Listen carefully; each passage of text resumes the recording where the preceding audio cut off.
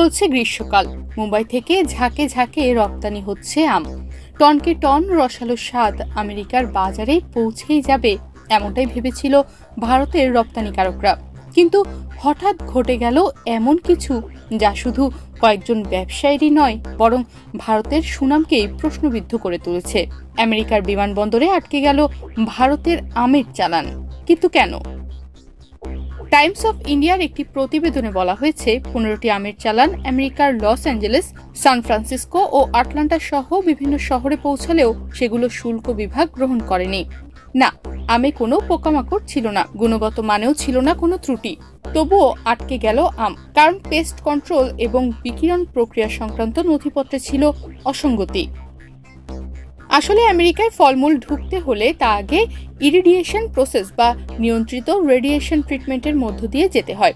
ফলের পচন রোধ, পোকামাকড় ধ্বংস এবং সংক্রামক জীবাণু নিয়ন্ত্রণেই এমন উদ্যোগ নেওয়া হয়।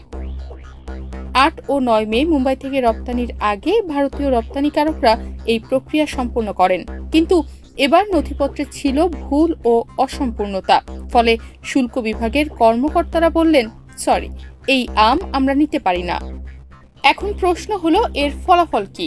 প্রথমত, ওই চালানগুলো ফেরত পাঠাতে গেলে লাগবে উচ্চ পরিবহন খরচ, আর যদি আমগুলো আমেরিকায় ফেলে রাখা হয় তাহলে সেগুলো পচে যাবে, 1 টাকাও রিকভার হবে না। টাইমস অফ ইন্ডিয়া বলছে, এই ঘটনায় ব্যবসায়ীদের মোট ক্ষতি হতে পারে প্রায় $5 লাখ, অর্থাৎ ভারতীয় মুদ্রায় প্রায় 4 কোটিরও বেশি। এখন শুধুই আর্থিক ক্ষতি নয়, এটি হতে পারে একটি দীর্ঘমেয়াদী আস্থার সংকটও। ভারতের আম রপ্তানির অন্যতম বড় বাজার আমেরিকা।